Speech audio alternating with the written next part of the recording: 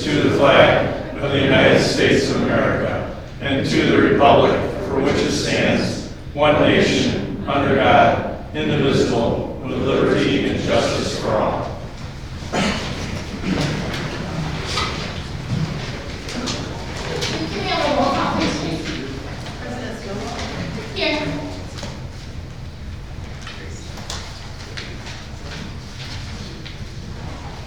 Trustee Lenny? Here. Trustee Bonnie? Here. Trustee Michaels? Here. Trustee Special? Here. Trustee London? Here. Trustee Russell? Here. As soon as we do have a quorum, we will proceed to our next agenda item. We have a presentation tonight for Redwood Concept Plan. That'll be by Community Development Director Daniel Marion.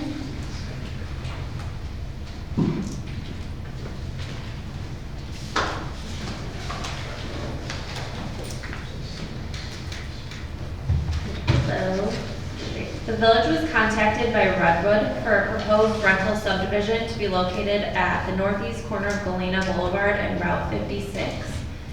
They are proposing to construct 150 townhome units on approximately 32 acres.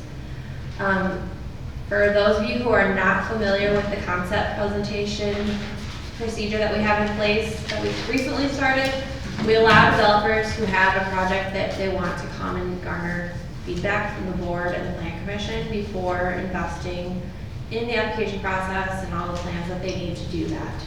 So they took their concept presentation to the plan commission at the June plan commission meeting.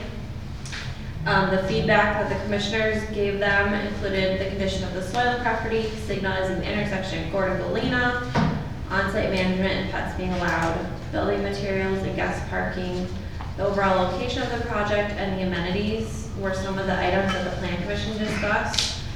They are going to give you the same presentation tonight, and they are looking for your feedback. And then, just like Lennar took the feedback that they received from the board when they came through with their concept and incorporated it when they came for application. If they decide to move forward with application, they will need to apply for rezoning of the property, preliminary and final PUD, and preliminary and final plats of subdivision. So I'm going to turn it over to Paul from Redwood, and he will begin his presentation. Hi, thank you. Paul DeCry for Redwood, 7007 East Pleasant Valley Road, Independence, Ohio. That's the address of our corporate office, but I am here, local in Chicago, suburban Chicago. Go Blackhawks. I want to thank you for your time, attention, and feedback this evening. Joining me this evening is Anthony Folkowski with our civil engineering group, SEMCON, here in Aurora. Tonight we want to talk to you a little bit more about Redwood, who we are, what we do, why we do it, because I think that's really important. It's important that you know that we are a long-term owner. We have over 20,000 homes that we've built since '91, and we have never sold one that we built. So as you can see here on the right-hand side, these are our core values. We take them very seriously, and when I approach these meetings and every meeting that I have, I lean on core value number 5, which is open and honest communication. Again, we were founded in '91 to create unique, stressless, single-story townhome neighborhoods for rent. Again, we have over 20,000 homes, and we've never sold one home or one community that we've built. This is our portfolio. You can see we're in about 9 states, mostly in the Midwest. And at our core, we're kind of really more of a management company than anything else. And the growth is achieved through acquisitions. To date, we have just over 650 employees, most of which are at the properties themselves. I am, and a handful of other folks are in the minority in the company in that doing what we do. Here's some of our accomplishments last year. I'll just go through those a little bit more. And then here's the one I like to point out. Almost 8,000 trees planted last year by Redwood. In terms of giving you the breadth of kind of the type of company we are and the type of product that people truly value,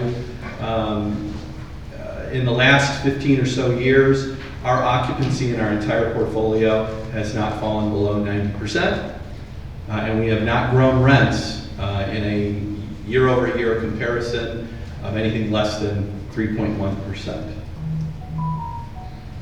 So who are our residents? As you will see soon, and when we start showing the imagery of the types of buildings we build, it won't be anything shocking. Most of the folks are empty nesters. People like that single-story product. All of our homes have zero-grade entrances, lever door handles. Our electrical outlets are at ADA heights. So it does attract a fair amount of seniors.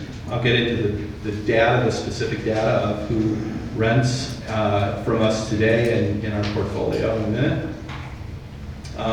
Here's why people like us. We do a survey every year. Here's the survey results of our existing residents. And you can see on the left-hand side, most people do value that garage. In a rental project, rental property, you almost never get single story. No one below you, no one above you, and rarely do you get a two-car garage like you would in a townhome, a home yourself. I'm going to go to the next slide because it's just easier for me to read, but this is the numbers behind that. You can see again, about 84% of the respondents said they viewed the garages as very important. Maintenance-free living, second next highest. Smoke-free apartments next, single story. Then you keep going down, and the last thing is resident events and school district. Most of our residents, again, don't like those active amenities. They're not looking to put children in schools. I'll get into this, but I'll say it today. In our entire portfolio, and we're spread across great school districts, not so great school districts, in affluent areas, not so affluent areas, and in our entire portfolio, we have 7 school-aged children per 100 residents. How do we qualify? How do we find folks? I'm just going to skip through this just a little bit, but we use tried and true techniques. We can control who's in our homes much better than a single-family home seller can, townhome seller or developer. If you don't comport with our rules and regulations, we will not rent you. Here's a couple slides here, just kind of talking about those things that our residents like. They like that maintenance-free lifestyle. No snow to shovel, no grass to cut. Here's some of the standards we use to maintain that. Here's an image of one of our communities that was built in 2006. In 2017, it won an award. Last year alone, we reinvested $1,600 per unit in communities that are 10 years old or older, and the year before that it was about 1,000. So we do reinvest. It's not just leaky faucets or anything like that. It's real live things like roofs and countertops and flooring. So here's kind of the numbers of who rents from us. In our entire portfolio, 20,000 units. Our average age is about 51. 70% are empty nesters. Most relocate from a 3-mile radius. There's 1.6 residents per home, 1.5 cars per home. And then again, just under 7 minors per 100 homes, not all of which are school-aged children. Our rents, depending on interest rates, you'll see a slide in a little bit that kind of narrows down into current rates, but our rents kind of equate to that $300,000 to $400,000 home. Approximately 75% of our annual operating expenditures at the property are paid to local vendors, suppliers, and labor. About 40% of our construction budget is paid to local labor, Nearly 3.5% of the original residents in a neighborhood that's 10 years old or older are still calling Redwood home. All of our drive aisles in our community are private. They're built a certain way. They're all concrete. They are owned by us. There is no HOA. If there is a problem, you come to us. If there's something that the city would require in terms of making sure that that never got sent back to the city, we'd be happy to talk to you about a WURA or a backup SSA. We've done that.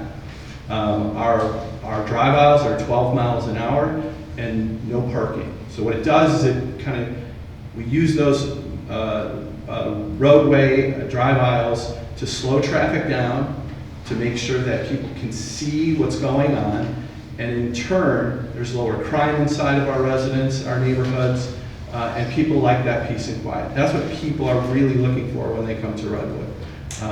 To date, we have 7 communities in the Chicagoland area.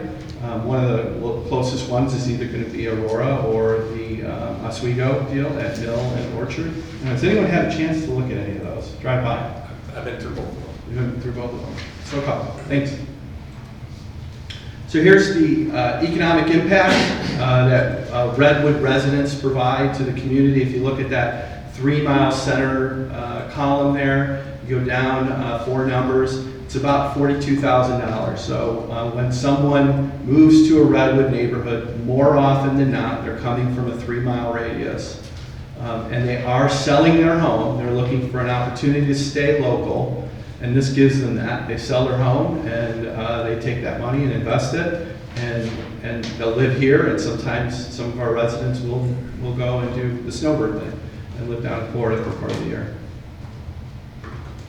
Here's that chart I talked to you about in terms of cost, rents as a comparison to cost of owning a home.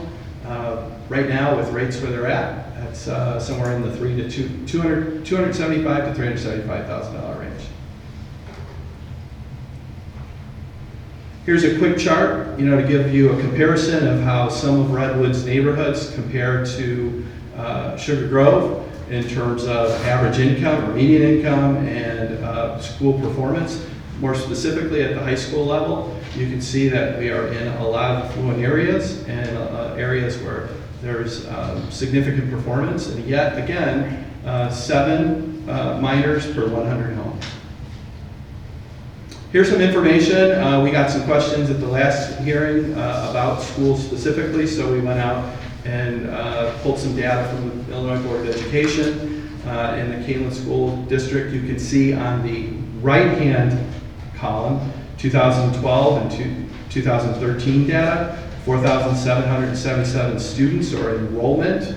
And then in 2022, 2023, roughly around 1,200 students less. You can see that trend in the kindergarten through 3rd grade is falling off. People are having less children. People are enrolling less students in school. So we wanted to make sure that you understood that we were kind of sensitive to that issue and responded to that. In terms of our residents and the type of traffic that we generate, I'm going to give you 2 slides here, one from 2010 and one from 2019, pre-pandemic. And you can see the total AM peak and PM peak hour traffic trips in and out for communities that are about 100 all the way about to 150 units. And I'm going to toggle back and forth here just for a second and show you in 2019. Same traffic. We know who our residents are. When municipalities, communities allow us to do what we do, we know what those results are going to be. Go back real quick.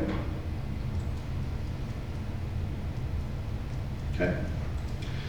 So we talked a little bit about crime at the last meeting as well. We have some statistics with a company the size of Redwood. We have a lot of data, and we like to share it when we're asked.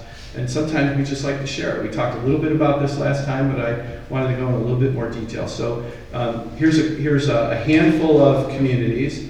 In the blue is a neighborhood that's next to us, and in the red is the Redwood neighborhood. And you can see the service calls inside a Redwood neighborhood. Again, in part because it's not what you think of when you think of apartments or rental. We are something completely different.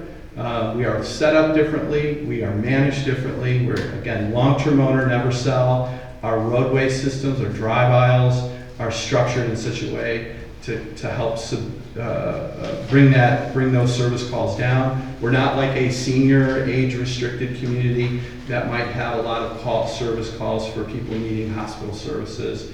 But we are active folks that are engaged in the community, spend money in the community, and we know that from a crime standpoint, and I'll keep toggling through a couple other examples, typically we see service calls about 3 to 1. So it's 3 times outside Redwood, one for every one that's inside Redwood.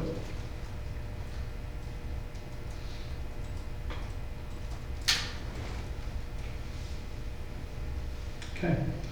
So we also want to be sensitive to kind of value, home value in that, and we studied some data for our existing apartments, not a Redwood home, but existing apartments, and we looked at sales over a 10-year period of homes that were within a mile of those communities that are shown there, and this is what we came up with. We came up with a trend that meets or exceeds, in some instances, the trend line for the city in which we did the study. And we did a study in Aurora a while ago, so we're just showing that data.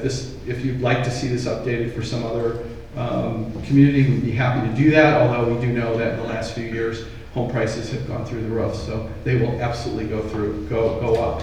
We know that.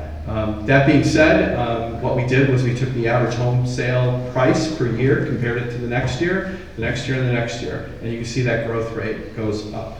And then you can see the dash line that it follows the trend of the greater community itself. So here's some. We're going to start getting into imagery in that. Here's some photos of some of our product that we built a few years ago, about 10 years ago, and then some of the attributes, the features: zero grade private entrance, 2-car garage, personal patios, and again, we only do one thing. We build single-story townhome neighborhoods for rent. 2-bedroom, 2-bath, 2-car garage, patio, and a den, and a porch. That's all we do. Same thing over and over again. It's just a recipe. Here's our interiors, and you can see it doesn't look like anything. When you look at that image on the right-hand side, that looks nothing like the image I think that most people have when they think of rental. Not at all. You're looking usually from the 2nd or 3rd floor down at a sea of pavement and parking. At a Redwood home, you're looking out and you're seeing a home, a single-story home.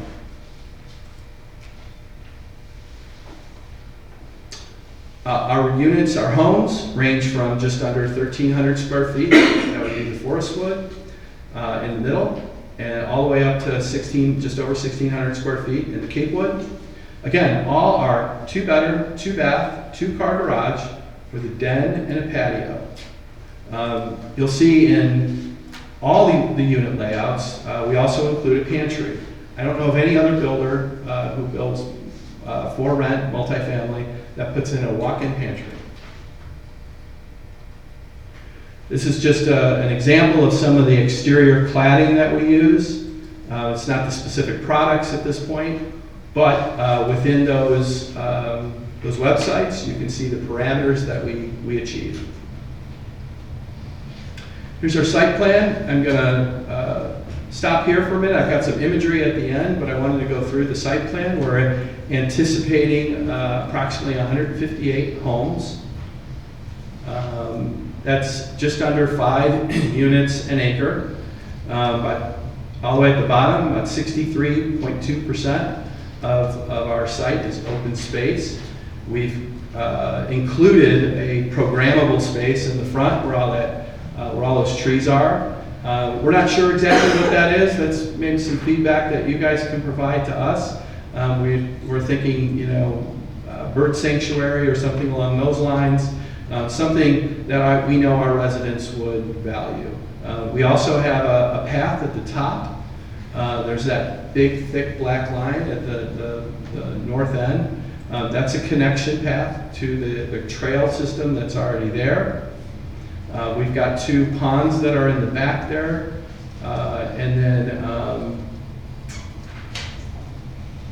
as you can see, our entrance is in the south east portion off of Galena. The current owners, I don't know, joining us too is one of the owners. They're hanging on to approximately 11 acres of that parcel to the east for future development.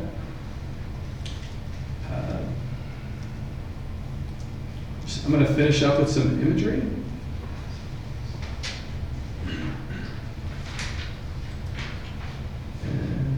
And I'm going to stop there. And then I would just say we're here to answer questions. We're here to hear your feedback.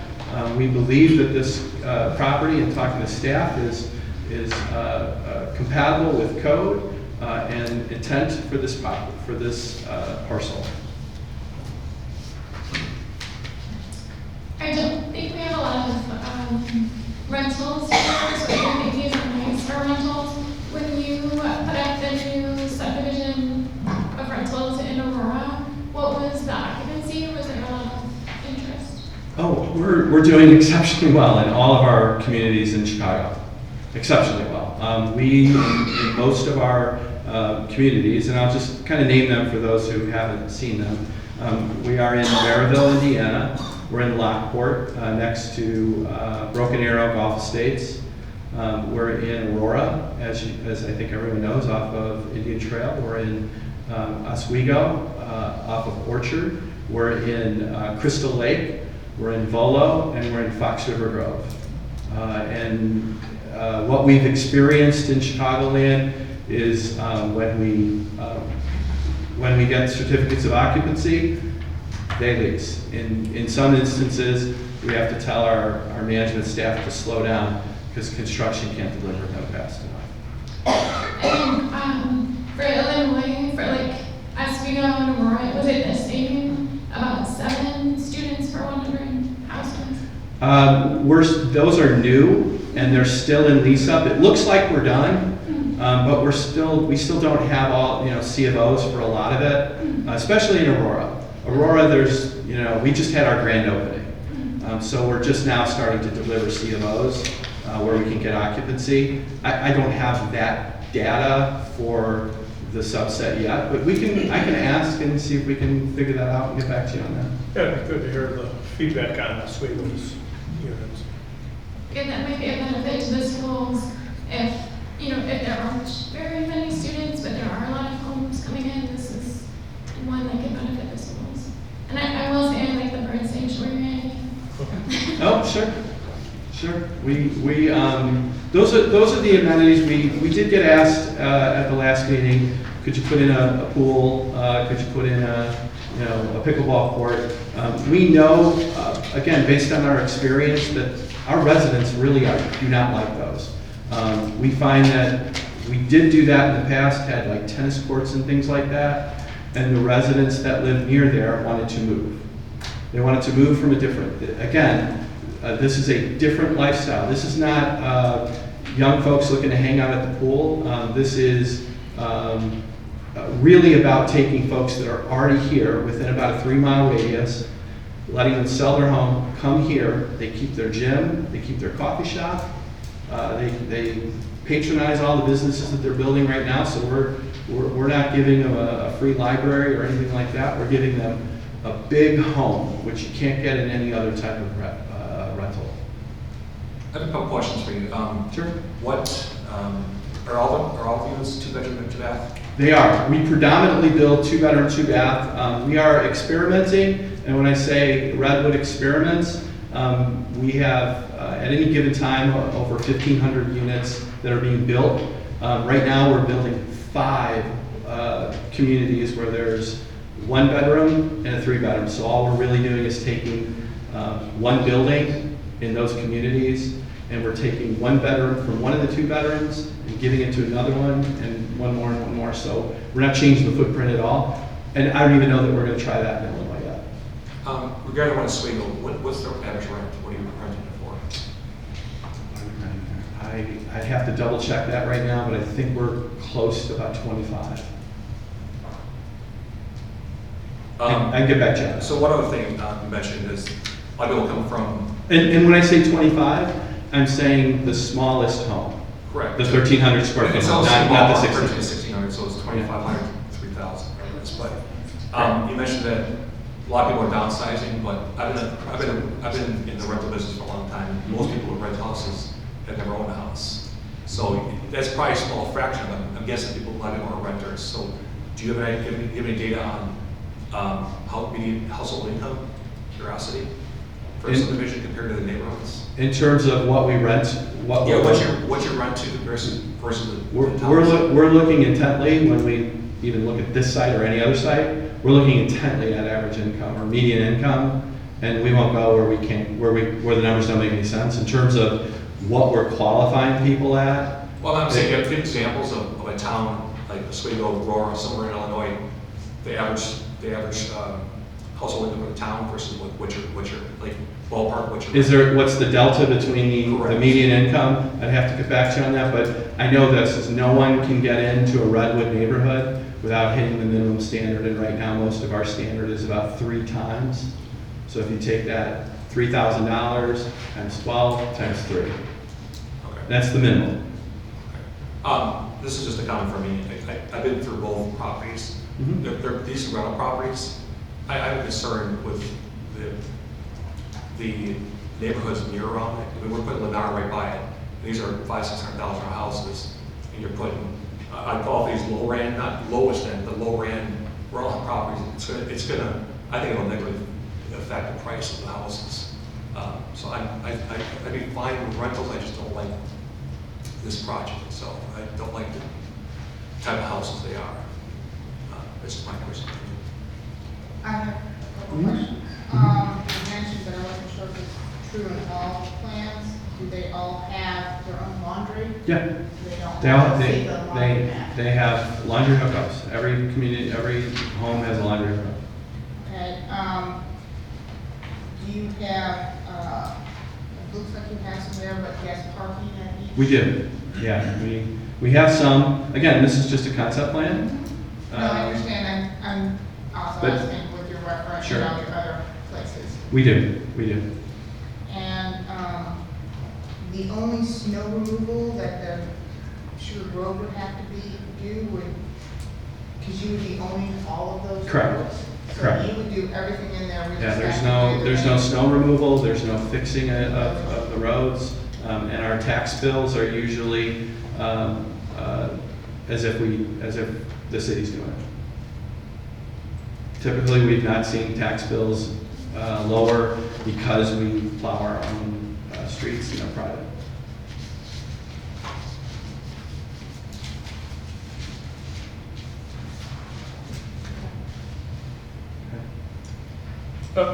Do you do any age-restricted properties? We have in the past. The problem with doing an age-restricted property, though, is there are not enough of me. If you look at demographics, you'll see a bell curve for almost every generation where it kind of goes up and it curves in the middle, but a trajectory keeps going up. The Gen X generation is an inverted bell curve. So I will retire in a really well-appointed, poorly maintained senior center because there's just not enough of me. So that's the problem with doing more age-restricted in this country at this point. And if you talk to senior developers, there's not that many that are even active in Chicago. You can probably count on one hand who are looking at communities. I have a slide if you wanted to. Sure. Sure. I think it's in here, Danny. There you go, right there. So it's that again, Gen Xer cohort, kind of that mid to end point. There's just not enough. What we've also found is that within those communities, we did it early on. Redwood hasn't sold it, we just kind of kept it. We found that the average age is significantly higher than 51. Our service calls are higher, and our contribution back into the community in terms of Chamber of Commerce and economic activity is a lot lower for those communities, a lot lower. I have a great example. I am a proud 57-year-old now. I remember when I turned 55, my in-laws live in Oswego, and they were super excited that my wife and I could now move next to them in their 55-year-old and older community. The average age in that community is about 76. And I have nothing in common with some of their neighbors. Okay. And then you're not asking for any reprieve on school district contributions? No, we are not looking for any incentive Okay. whatsoever. And you will do a backup SSA for the Yeah, project? we're happy to talk to you about that, just to kind of put the suspenders on it, on that issue. We're happy to include in a LURA that we would never sell these individually. And then the depth of the driveways, how deep are those? They look pretty shallow. We're running about They're 25. 25.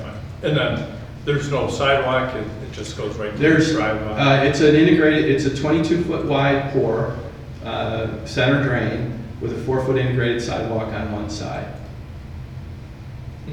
Okay. And again, that's part of Redwood's branding. So it allows someone to go from one home to the other wherever they would like. There is no ADA path that we have to create and follow. And what about snow removal? It doesn't look like there's a lot of place to put the snow. This is just concept at this point. Sure. We're gonna do, let me go back here to it. This concept, we still have to vet a lot in terms of, parking. We'll do a fire turn radii study. We'll do snow study or snow plowing study. We'll look at all those things at final. I suspect that maybe we lose some units with respect to doing that. Yeah, so a lot of pavement to take care of. And then I would strongly suggest that the entrance to the subdivision be moved to the east to line up with Gordon Road, so Gordon could be extended. And then that'll help that 11 acres to the east, so they have a curb cut as well. But to have two curb cuts so close to one another and Gordon Road, I think that's pretty convoluted, and there's a lot of traffic on Galena.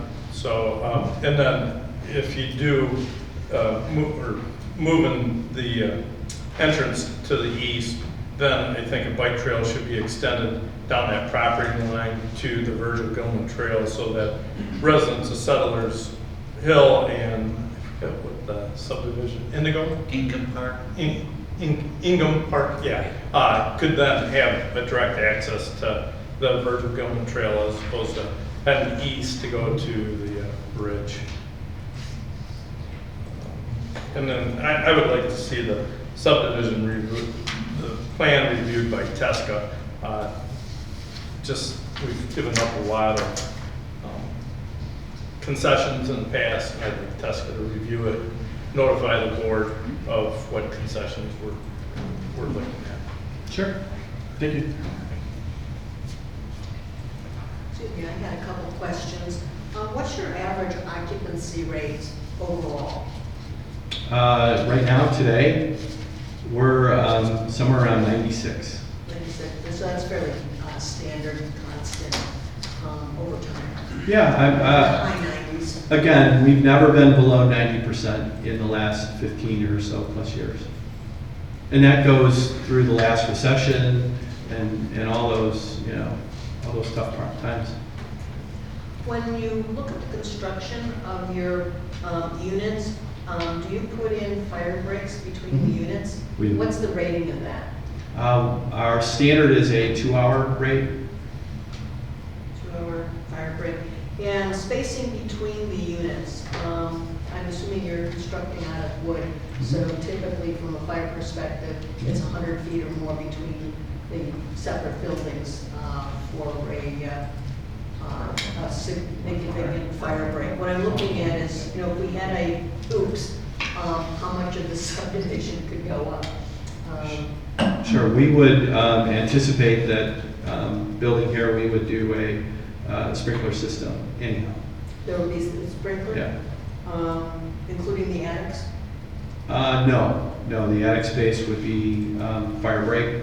There'd be a fire break You'd there. have a type extra cord type Yep. put up there. If you're putting in sprinklers, then you're going to have alarm systems as well? We typically do not do an R. We'll do a 13D, not a 13R. So So it's not hooked up to any notification system. who would do the maintenance on the sprinkler systems? We contract it out. All of ours are contracted out.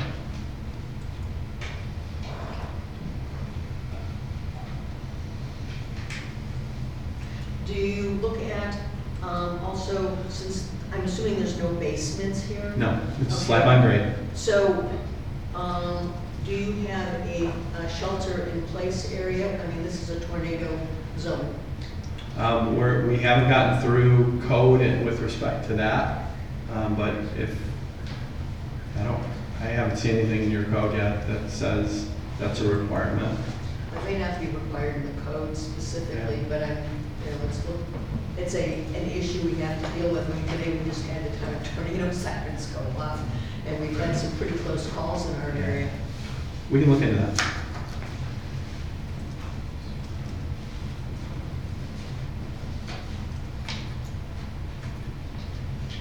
What's the maximum number of units you have in one structure? I think we're running 6-unit buildings. Yeah, 6. Yeah. Is there on-site management Yeah. then? Yeah, one of those first slides, we talked about how many people are at Redwood.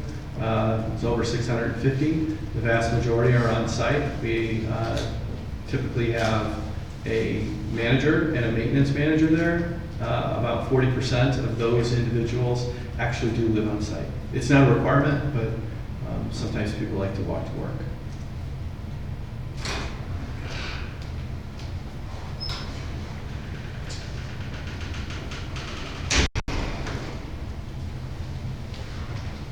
Is there any other discussion? What's your lease terms? So our standard lease is 12 months. And then is there, I would like to see if you can, some data on your eviction rates Sure. in your properties. Sure. Perhaps median of what your eviction rates We look like. can follow up with Danny on that. Absolutely. I just want to say thank you for coming and taking your time for us. I personally like this. It's a overall good plan. I know somebody that just moved into your Aurora location.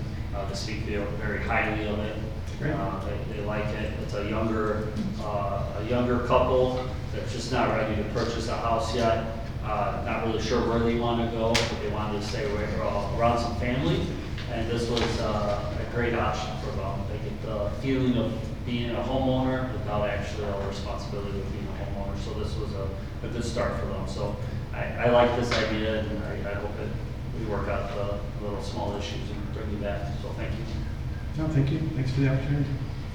And just my comment was what Sean said with the Gordon Road and the intersection and the pad there. That goes back to everything that was originally set up when Gordon Road was laid out, which is why that extra parcel is there. Yeah, we can look at that. Thank you very much. No, thank you.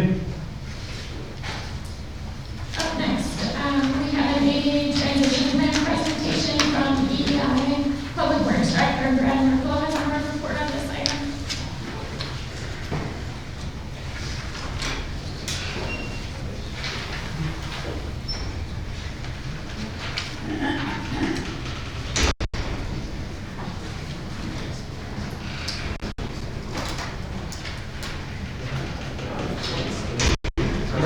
introducing. This is Chris Off, from EEI. He did the ADA transition and self-evaluation plan for us, so he's here to present the results.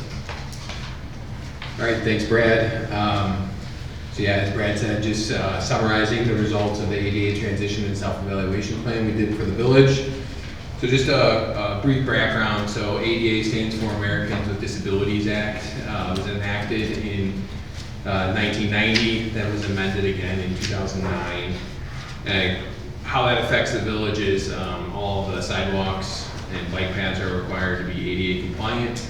So every year when we're doing projects, it is a significant part of our road program to make those ADA compliant. And as part of the law, it did require communities to have a self-evaluation plan, and then communities with 50 or more employees were required to have a transition plan, which I think Brad told me today that the village is at 52 employees now. And then the other kind of thing that really moved this forward is CMAP and a lot of the council of mayors are starting to implement ADA transition plan and self-evaluation requirements for funding. And you get bonus points for applications for having them done, because a lot of the communities in the area don't have them done.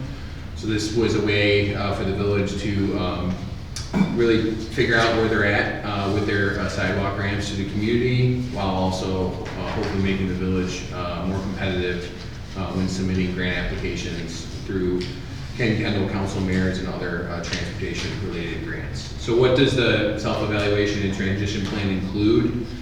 It's an inventory of the village's sidewalks. So we got a final count of the number of ramps that the village owns and maintains. We went out and checked compliance, how many are compliant versus non-compliant. What type of ramp that is it? Is it a normal curb ramp? Is it got a bike path? Is it a depressed corner? And I'll explain what those are. And the reason why it's nice to know the type of ramp is that helps us apply a cost for compliance just based on the type of ramp. We generally know how much curb and other sidewalk squares need to be replaced to make a ramp compliant, and obviously each one's unique, but we're trying to apply a general rule of thumb to go across to estimate and then estimate the cost for ADA compliance. So what are the ramp requirements? So a sidewalk's required to be a minimum width of 4 feet, but 5 feet is preferred. Everything new in the village is 5 feet. The maximum cross slope, which is going to be the slope running across the sidewalk where that red arrow says 2.5%, that's allowed to be 2.1% on sidewalks. So in this case, this ramp would be non-compliant. Then what's called the running slope would be the slope going into the screen or down the screen, which is that green arrow, is allowed to be 8.3%. And then the turning square would be that square where the two ramps meet. That's required to be 2.1% in all directions. And then you are required to have a color contrasting tile. Typically, most communities use red. And then the curb needs to be depressed fully across the sidewalk opening.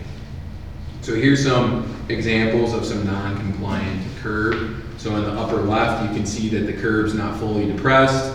There's no color contrasting tile there, and most likely the cross slope is probably exceeds the 2.1%. The one on the bottom left, the ADA tile is required to go all the way across the width of the sidewalk ramp, so that one would be non-compliant as well. And then the one on the right, the depressed corner, is required to be have the tile. It needs to be 2% in all directions in that. So, and then this is just a couple examples of what a compliant ramp would look like. So you can see in the left on the depressed corner, the tiles go all the way across the opening and your slope is below the 2%. And then the one on the right, same thing, your slope meets the requirements, the curb is fully depressed across the width, and then you do have your color contrasting tile. Is there any margin for error, like? No. So when we design things and we are checking things in the field, we're trying to hit 1.5% cross slope and typically 7 to 7.5% running slope or less to provide that room for error during construction and check. But yeah, if you're at 2.2%, you are technically out of compliance. And then give you any, it's quarter inch, half inch. Correct. It's very tight, and it takes a significant amount of time in the field and effort to make sure that they get put in correct. to make sure that we don't have those issues. So what goes into the self-evaluation plan? We inventoried the ramps. So how did we do that? So we went through aerials and GIS and assigned a unique number to each ramp in the village. Then we did a preliminary evaluation of the ramps via aerial, drive-through, and kind of Google to figure out, does it have a tile? That's kind of the first thing. If the tile's not there, then you automatically know it's not compliant. Is the curb depressed? That's another easy way. Then we pared down, I think the village has a little over 1,300 ramps. So we pared that down to then go out in the field and actually go out and inspect and check with a level to figure out what the percentages in the field are in compliance. And that picture on the right is kind of a diagram of what we would check and what we would go into the field with and document and write down.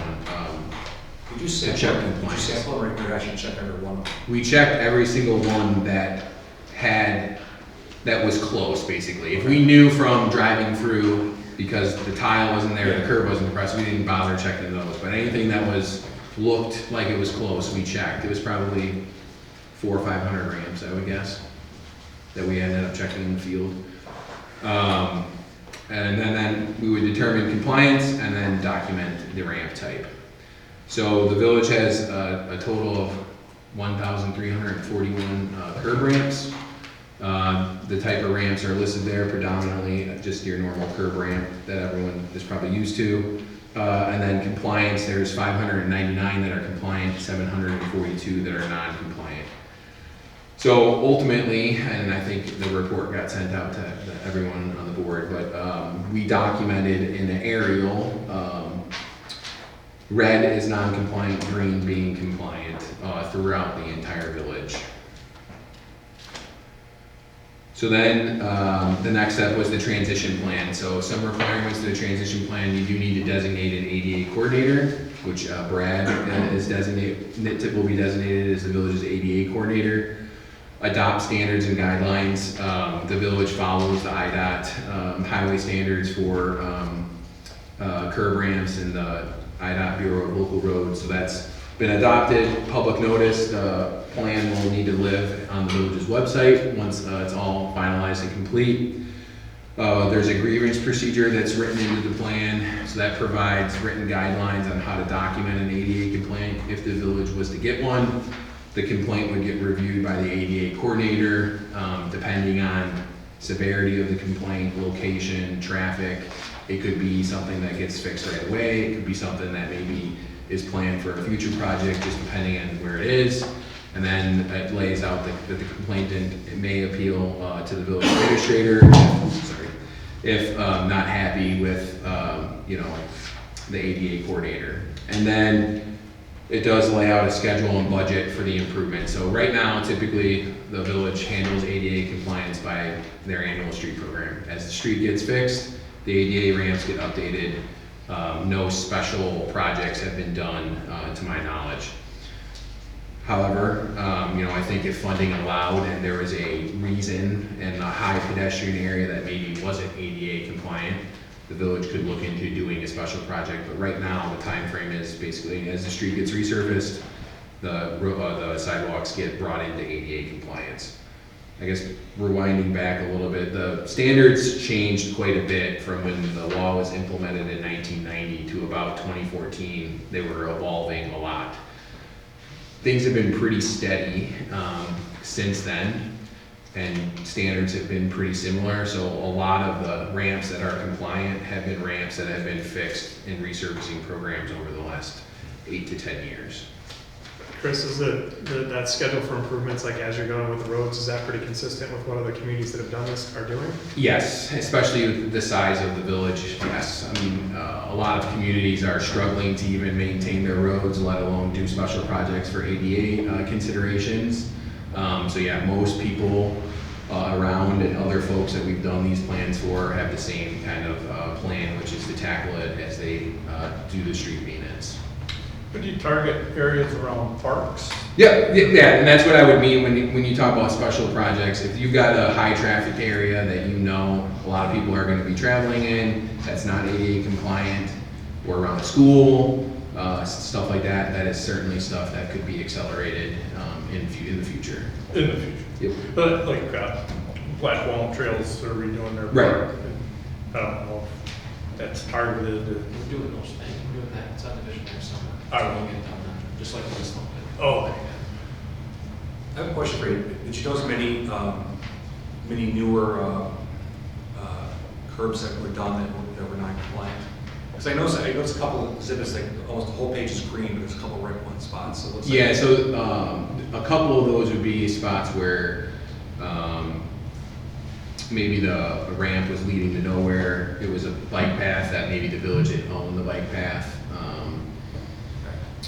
Sometimes what we run into is when you're going near like commercial driveways, a lot of times the driveway itself might not be compliant, so we try and get the sidewalk as close, and then we don't always update the driveway to compliance, because sometimes it's just a headache to deal with, for the business to deal with. So there are a few straggler areas where we've been in that there are some non-compliant, and that's typically why. Thank you very much, appreciate it. So then the results were to just document the number of non-compliant ramps by type, and then we did base costs associated based on average replacement quantity, based on those type of ramps we've done in the village in the past.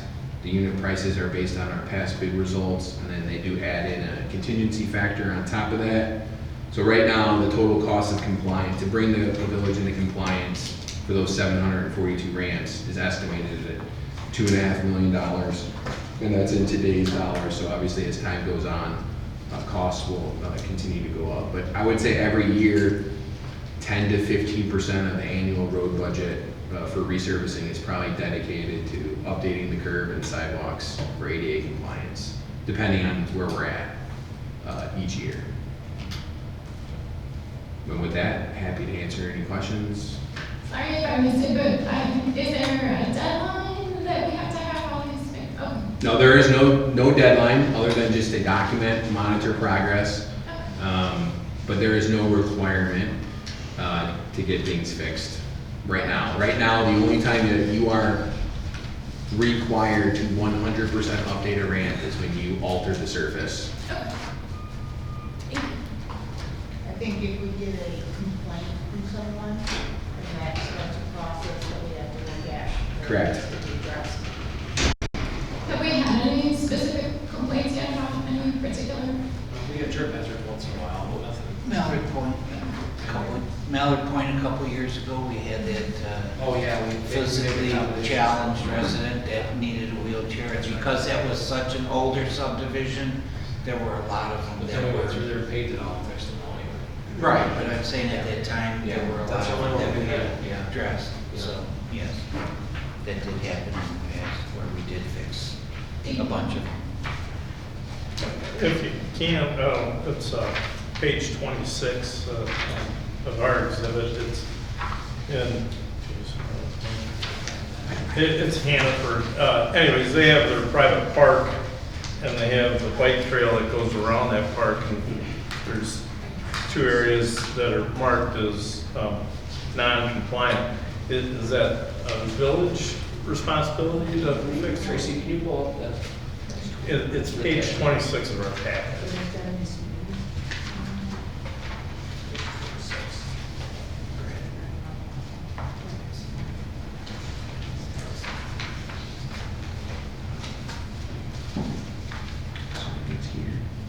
Yeah, that's right. Yeah, to the right, Tracy. If you, there you go, and up to the top.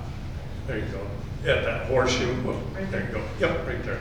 13 and 14. So projects like that, I think that park was taken private by the HOA. Yeah, that paths are all maintained by the HOA there too. Okay. Yeah. So do you notify them that they need to bring that in compliance? Some of it will depend on whether or not you want to put so, in some locations, right, you'll see, this is a good example too, at like 9 and 8, if you go back there. Obviously, there's no ramps there right now because there's no sidewalk in. Uh-huh. So there's a chance that there might never even be a ramp at 11 and 7 and 14 and 13 because there's no ramp right now. So then it's not out of compliance. It's just, we're trying to document locations where there will eventually be a future ramp. So then when that gets built, those numbers would get updated for compliance. Since there is a ramp on the other, there was a ramp on the other side. So yeah. But you don't need a ramp. We're not required to have a ADA ramp on 13 and 14 to access the park. No, you're not, because you can provide access at the two intersections. Okay.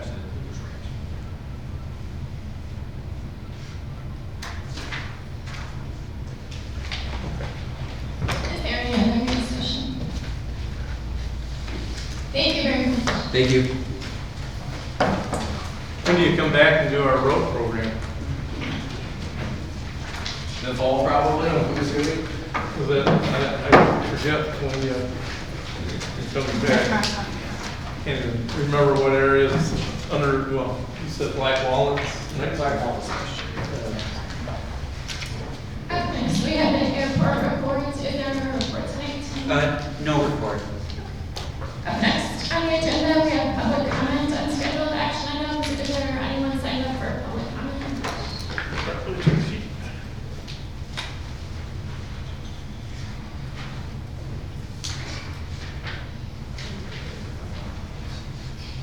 Dan Kramer signed up, but I believe he's here to speak on a specific agenda item, the solar at the airport. He's the only sign up we have tonight. Today. If you want to wait till the agenda item goes up, it's your choice. Up next, we have the consent agenda. The items for the consent agenda are the approval for the June 17th, 2025 village board meeting minutes, approval of the vouchers, ordinance amending the village code, Title I, Chapter 9, Article C, village treasurer, and Article F, consulting engineer, a resolution authorizing the employment agreement for the village administrator, resolution authorizing the lease agreement with Hometown Properties of Sugar Grove LLC for a temporary facility for the police department, a resolution approving agreement with V3 for SSA number 10 Sugar Grove Center maintenance, a resolution approving final plat of subdivision for Brighton Ridge, Lennar, and ordinance approving the final plat for Brighton Ridge, Lennar. And that is all. Are there any consent agenda items requested to be removed? I request item A to be removed, please. Item A, any others? Item D. And item D. Can I have a motion to approve the consent agenda with the exceptions of item A and D? I'll make that motion. We have a first from trustee Michaels. Is there a second? I'll second.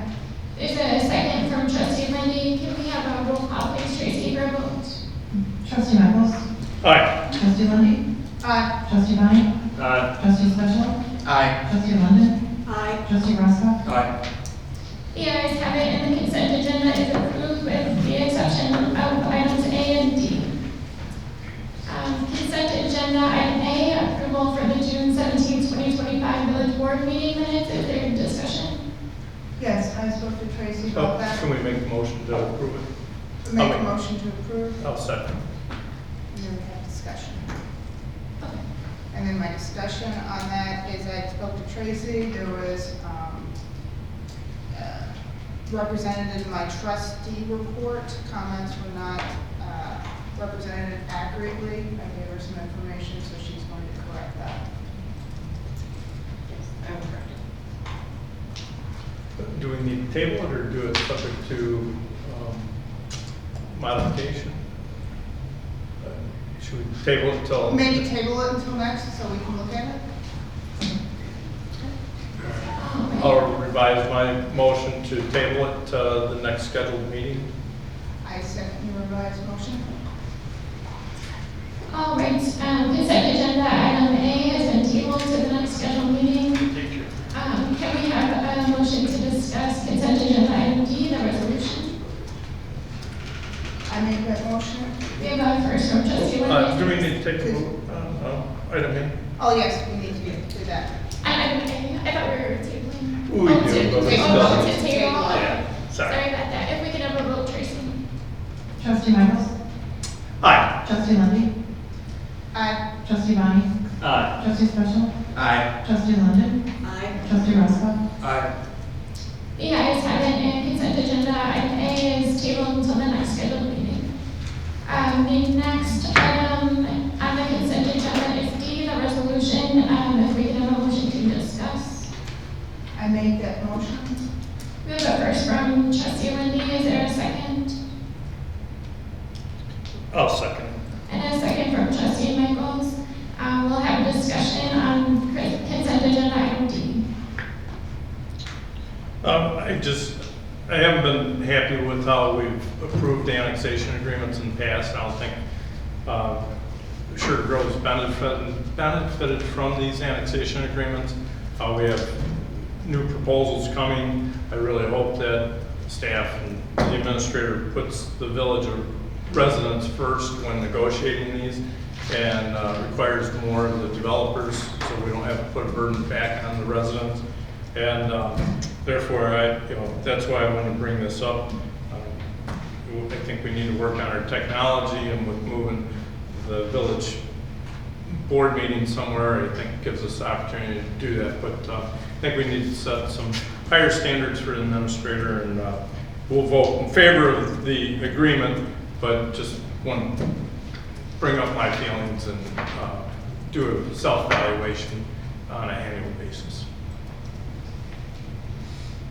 Is there any other discussion? All right, we'll have a vote to approve the employment agreement with the village administrator.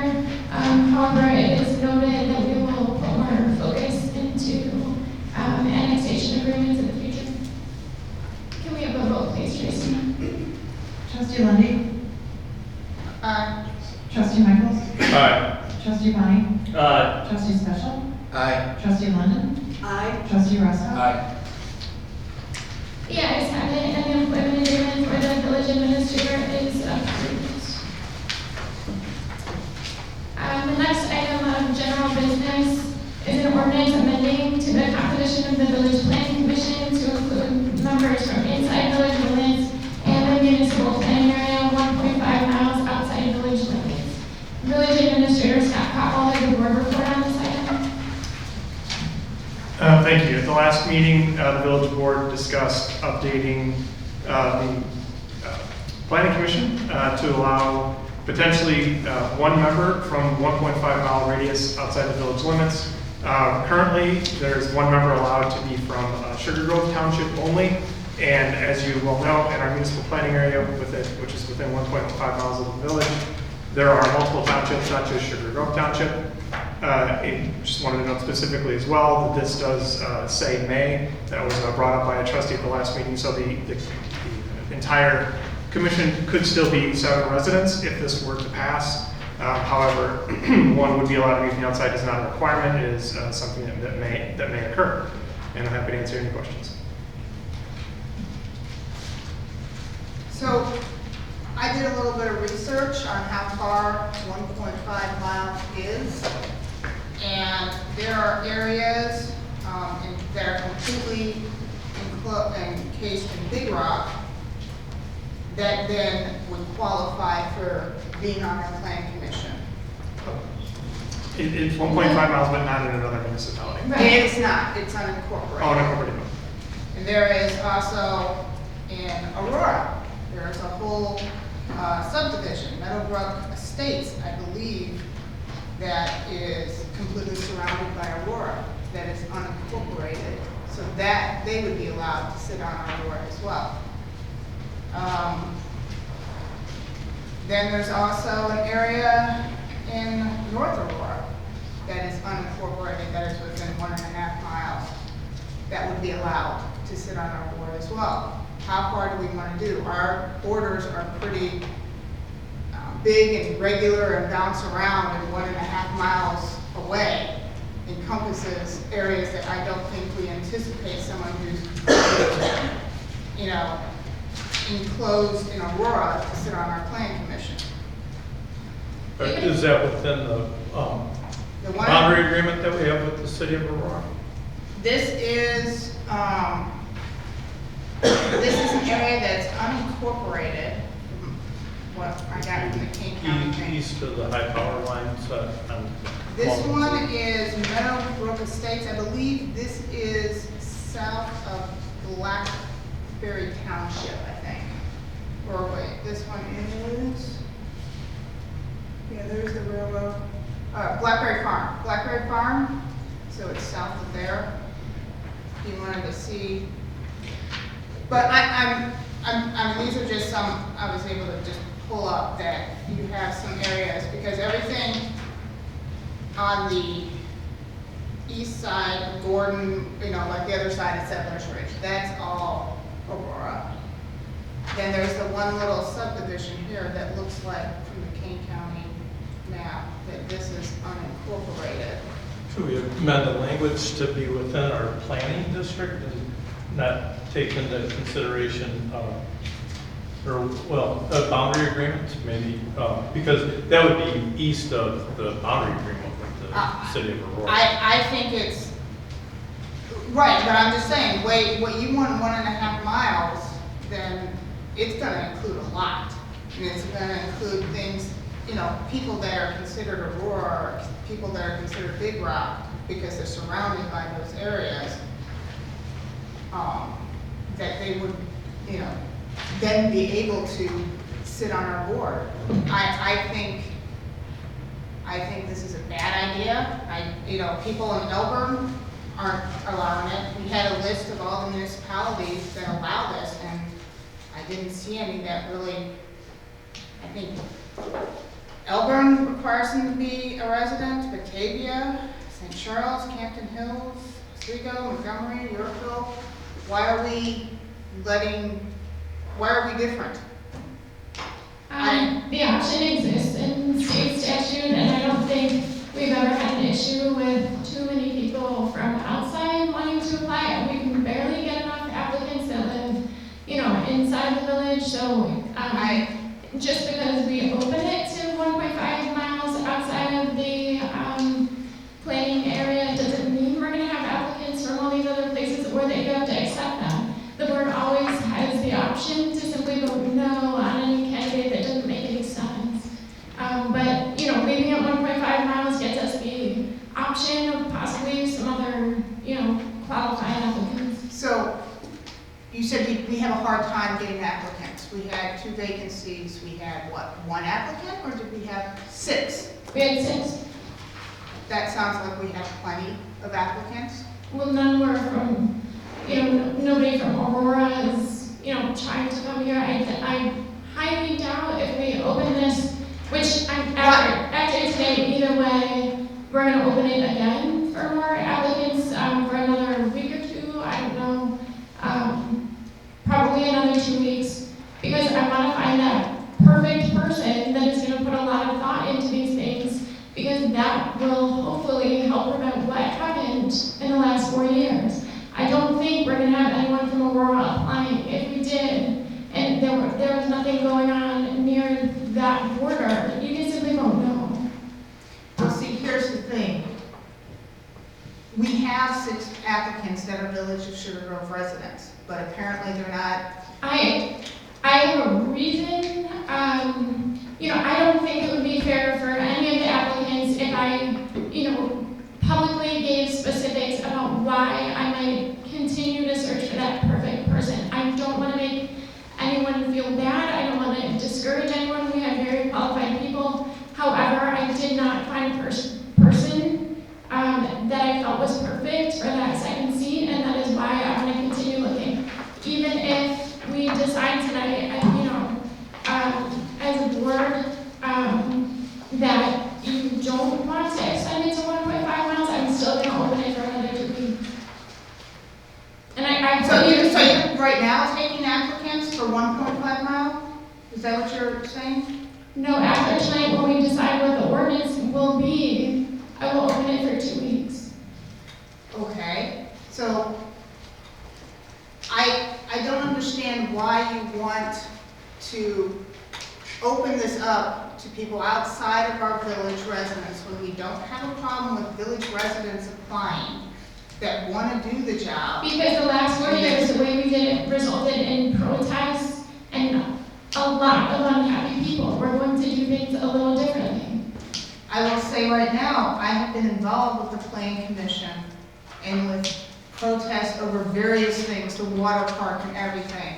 It had nothing to do with whether or not there was somebody on there from Blackberry Township or Big Rock Township or Batavia Township. Okay, and then Heidi, you can simply vote no. We both have our different opinions, and that's okay. Okay, Let's and vote on it. It is what it is. It's not the end of the world either way. that's why I have talked to residents and I've gotten emails, and I have had one person from the village of Sugar Grove, one resident who said they're in favor. Everyone else has not been in favor of this 1.5 mile. And all but one have been in favor of, besides that one, the ones who are not in favor of the 1.5 mile, only one of them wanted it to just keep it as Sugar Grove Township. The rest wanted it to Sugar Grove residents only. How many total emails did you receive? I will have to look, but I know the one you sent me didn't have a name, and I looked up the name, and they want, from the best I could do from the email, that they were not a Sugar Grove resident. I talked to neighbors too, as well. So I can tell you how many, I'll have to look and see how many emails I got, but I did talk to people, and I got calls from people as well. I think Irv, I should say, was a perfect example of the type of quality candidate you can get from outside the village, and the fact that he served as the leader of the Planning Commission for as many years as he did. I think, the word may is a pivotal word, in my opinion, that we don't have to appoint anybody outside the village, but we can if if the circumstances bring itself and the candidate has qualifications. Well, yeah, what I'm worried about is being put, because we don't get to choose the candidate, we just get to vote on it, is what is being put before us is continually somebody from Blackberry Township or Batavia Township or somebody else, and no, not a Sugar Grove resident. And Well, then you just vote no. And then how long does our board stay incomplete? Has that happened yet so far? I mean, It there's has. always, has it happened? Well, when I was a trustee 2 years ago, I brought up concerns and it was overridden, but that's the democratic process. So I hear what you're saying, but that's the process of this board.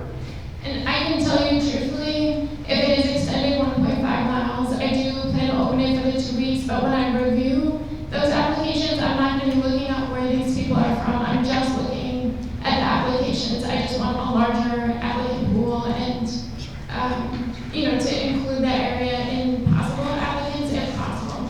But it is very possible that even if it is open 1.5 miles, that I come back to you with a candidate that is from the village if we have, another qualified candidate from the village. I still believe, like Heidi, that it should be a resident of the village of Sugar Grove. I did feel that the group that did apply last time were qualified to fill it, so I don't see a concern of not having Village of Sugar Grove residents.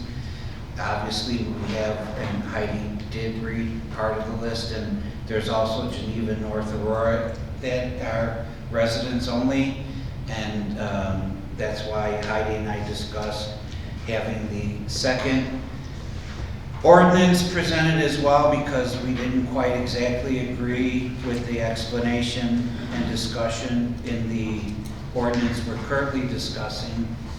And I just wanted to state my case that residents. I think it's two separate issues. We have the ordinance, whether a person can be from outside the village or not outside, and then the other option is, or the other issue or discussion is the candidate that the village president brings forward. So, and we always have, the board always has the ability to vote no against that person. So I'm looking at it as two separate issues. I would like to keep it Sugar Grove.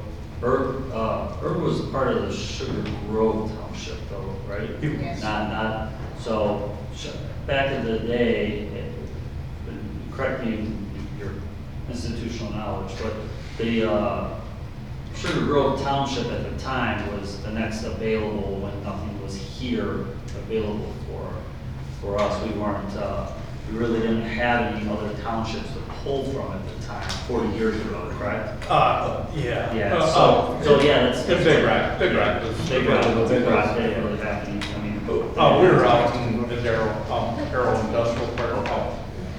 So no residential out there, but, so I like the advisory committee that trustee Special had brought up. I think that'd be great. We put as many people from all over that surround us. They can all report directly to the president to give suggestions or ideas. I think it's a slap in the face to our residents. I know Marie would have been wonderful on this committee, on the board. She brings a bunch of stuff. I look through those applications as well, and I don't understand. I mean, you friends with some of the people, Trustee Michaels too. I don't know. I know some of them, and I know their heart is here in Sugar Grove, and to tell them that they're not qualified enough to. No, I never said they were qualified. I said they're all very qualified. Okay, well qualified, but not able to be selected for your reasonings that you won't share, which I understand. It's just, I think if we have enough people in our own town that's willing to donate their time and volunteer for us, for our own village, it's hard to say we want to go outside. So I think there's plenty of people here that will do it, and I'm against it. Is there any other discussion?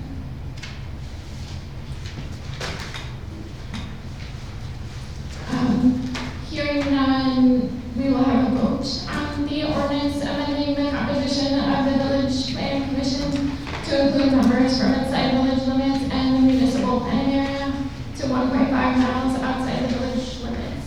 Could we have a roll call, please, Tracy? Do we have a motion? I'm sorry. We have a motion. I'll make that motion. Thank you.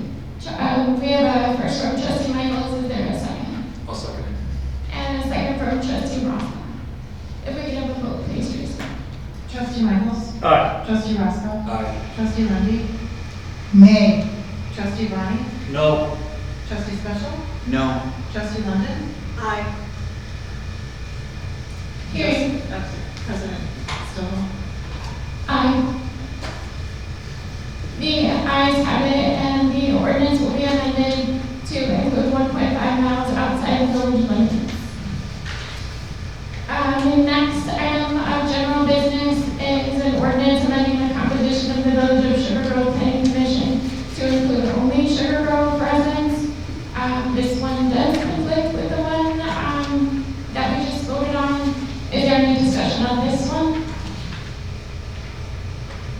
All right, is there a motion to vote on this ordinance? I'll make that motion. We have a first from Trustee Lundy. Is there a second? Second. And a second from Trustee Special. If we can have a roll call, please, Tracy.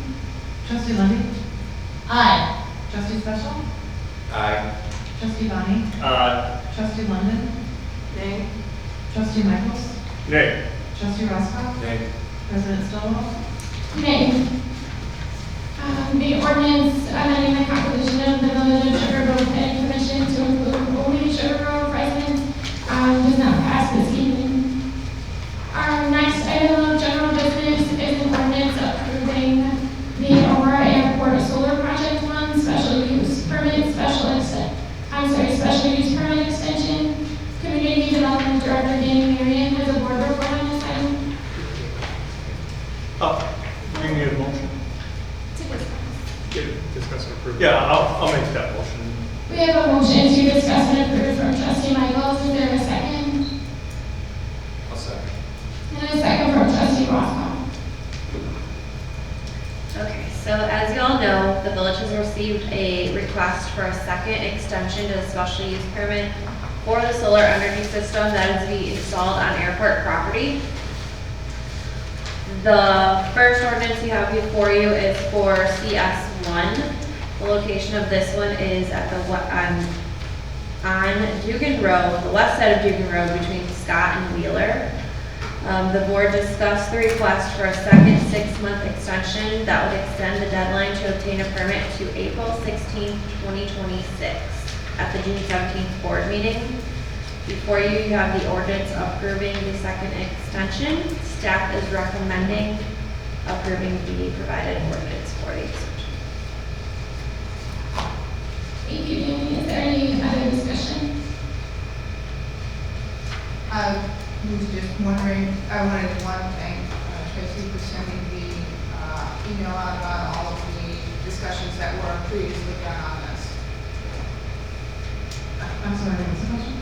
No, I'm just thanking you because you sent the email out to all the trustees that weren't available or weren't here for the discussion so that they could hear, get a better picture of the project. The attorney for the applicants here as well, if there's questions from the board. I had a question for Danny. Do you know how many special use permits have been extended as many times? Is it common? Not to my knowledge, it is not common. But it's Off the the top state. of my head, yeah, it's not uncommon. We've extended it since I've been here for a zoning variation. We've already extended these once for the solar. I would have to go back through our records to see exactly how many other ones we've extended. Through special use? Mm-hmm. So, they're only allowed 2 special use extensions? They're allowed 2 6-month extensions by the board.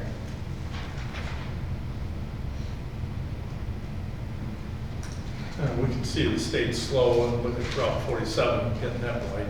It's just, and the ADA ramp out here on 30 and the bridge across Blackberry Creek, so it's just a function of the state.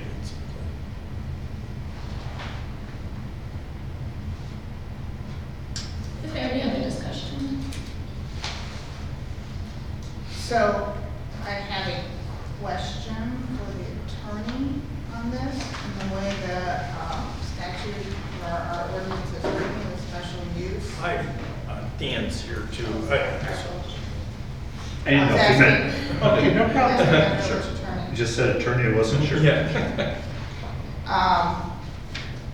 If it has been approved for special use, we still have the option of choosing not to extend the special use, correct? Give me 1 second, I'm pulling up the ordinance. So we can, you're saying under 11, 13, 12 by 6? Yes. Here, 11, 13, 12, item 6 more, also 5 talks about it as well. And 5B after the B as a paragraph.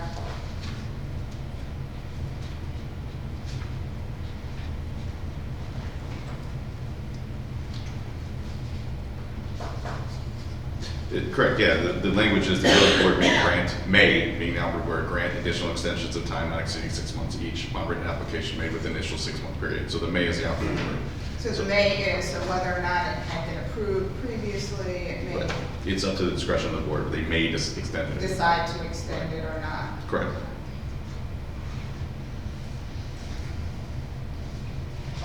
Is there any other discussion? Tracy, if we could have a roll call to approve the Aurora Airport Solar Project 1 special use permit extension. Do you want any comments from us, Mr. President, or no? Did you have any comments that you wanted to get? Just very briefly, you gave me full opportunity last time to present our case. Samuel Dion, the project manager, is here if anyone has questions there. When the trustee asked, is it common to extend special uses?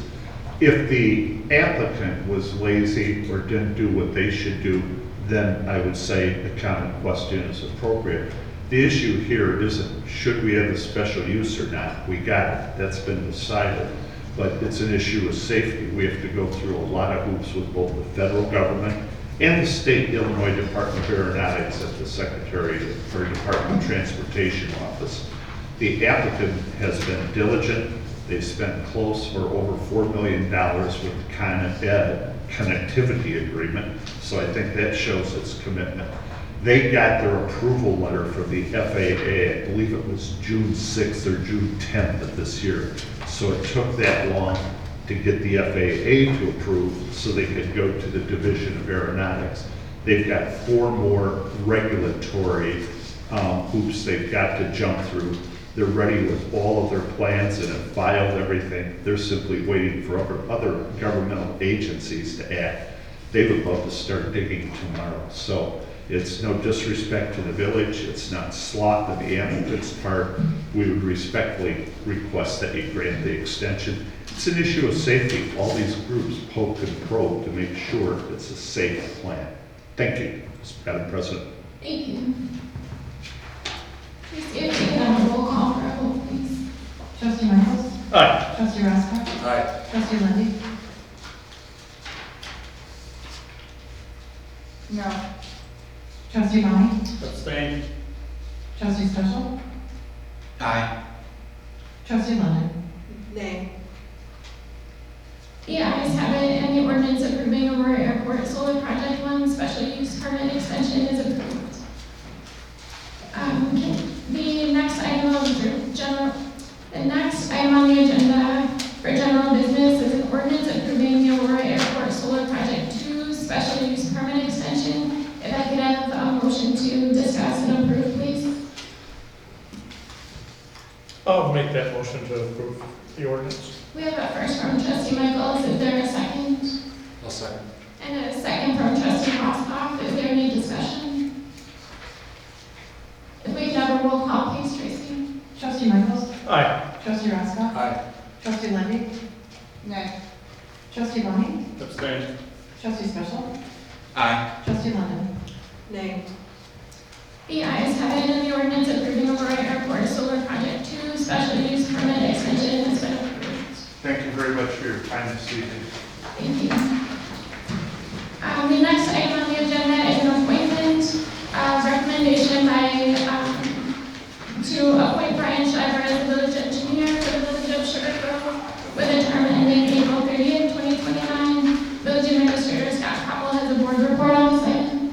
Yeah, thank you. Under the consent agenda today, and as discussed at the last meeting, the village board approved updating the village code to change from consulting engineer to village engineer. In our code, it was already appropriately defined that the village engineer was either an employee or a consultant of the village. Also, the term has been changed, as discussed at the last meeting, from 1 year to 4 years to match with the term of the village president. So Brian has been working here with us. This is a matter of just cleaning up the code. This isn't going to change any of the way that he does his work, but it'll be codified appropriately both in our code and having Brian's appointment done tonight. So I appreciate this being on the agenda. I'll make that motion. I'll second that motion. We have a first from trustee Special and a second from Heidi Lindy. Is there any discussion? If we could have a roll call to approve, please, Tracy. Trustee Special? Aye. Trustee Lindy? Aye. Trustee Bonnie? Aye. Trustee Michaels? Aye. Trustee London? Aye. Trustee Roscoe? Aye. The ayes have it, and the appointments to appoint Brian Schreiber as the village engineer with a term ending April 30th, 2029 is approved. Is there anyone else signed up for public comment? And up next on the agenda, we have reports. Administration Department, Scott Copple. My report's in your packet, and I'm happy to answer any questions.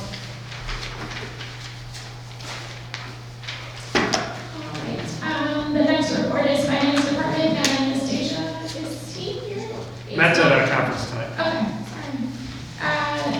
Community Development Department, Dan Marion.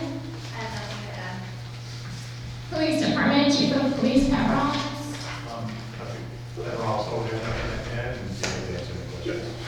Go back to Ann real quick. Yes. I see Starbucks is doing landscaping. Are they getting close for occupancy? They haven't started the inside remodel or the inside build out yet, it's Okay. just exterior. This Oh, okay, that's nice. Yeah, they're moving along. Yeah. Oh, we can survive the heat. And Public Works Department, Brad Merkel. I think I have. All right, we have, Did they get the ramps for it? No. They took the old stuff out and threw the patch. Yeah. It looks good. It's coming along slowly. The grade on the bridge over at Blackbird Creek.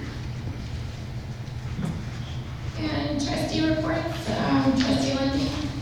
I attended the library board meeting on the 25th. The summer reading program in full swing. They were discussing about looking at potentially getting a new logo, those who are looking for that. Looking at, almost ready to get welcome bags out to the community, to those who are moving into the community. And apparently there was a weasel and a toad caught in the entry, so always something exciting going on at the library. They had a baby squirrel the last time. And they're looking at potentially working together to get maybe a paper calendar that has a lot of the activities and things going on in the community, not just from the library. They want to wait a little bit, you know, try to reach out to all the bodies that have activities going on in your community calendar. Trustee Lemon, Nothing at this time. trustee Special, No report. trustee Michaels. I attended the Metro West Council Government barbecue last week. It was very well attended. It's nice to run into a lot of people. They're all looking forward to meeting. Same. Trustee Rosa.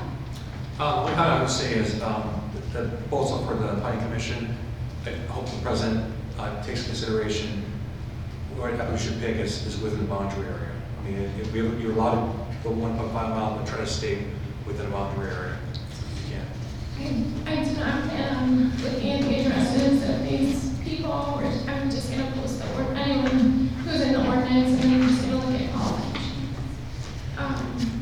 If there's like a final candidate or something, the board can know that information before they meet.